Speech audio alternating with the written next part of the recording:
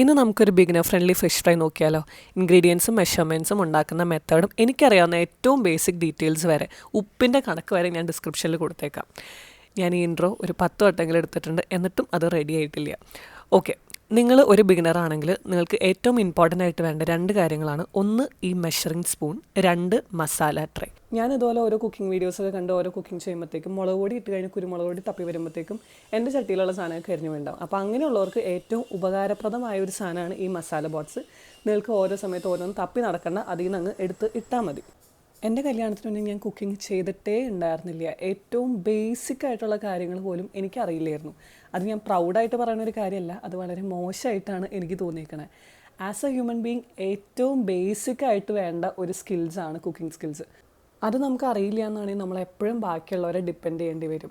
എൻ്റെ കല്യാണം കഴിഞ്ഞ സമയത്ത് എൻ്റെ ഹസ്ബൻഡിന് നന്നായിട്ട് കുക്കിംഗ് അറിയാവുന്നതുകൊണ്ട് എനിക്ക് അത്ര ബുദ്ധിമുട്ട് വന്നില്ല. പിന്നെ ഞങ്ങൾക്കൊരു മെയ്ഡും ഉണ്ടായിരുന്നു, അതുകൊണ്ട് എനിക്ക് വലിയ കുഴപ്പമുണ്ടായിരുന്നില്ല. ആദ്യമൊക്കെ ഞാൻ അങ്ങനെയൊക്കെ മുന്നോട്ട് പോയി. പക്ഷെ പിന്നെ എനിക്ക് മനസ്സിലായി ഞാനിങ്ങനെ ഒന്നും അറിയാണ്ടിരുന്നിട്ട് ഒരു കാര്യമില്ല.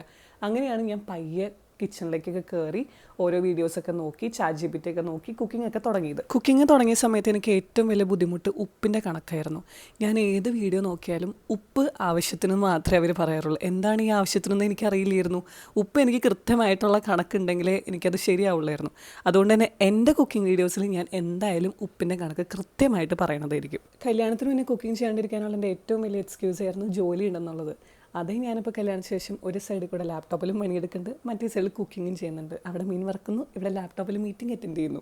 കല്യാണത്തിന് മുന്നേ ഞാൻ ചെയ്യില്ലാന്ന് കരുതിയ പല കാര്യങ്ങളും കല്യാണത്തിന് ശേഷം ഞാൻ ചെയ്യാൻ തുടങ്ങി. എനിക്ക് കല്യാണത്തിന് മുന്നേ 9 മണിക്ക് മുന്നേ എണീക്കാൻ ഭയങ്കര ബുദ്ധിമുട്ടായിരുന്നു.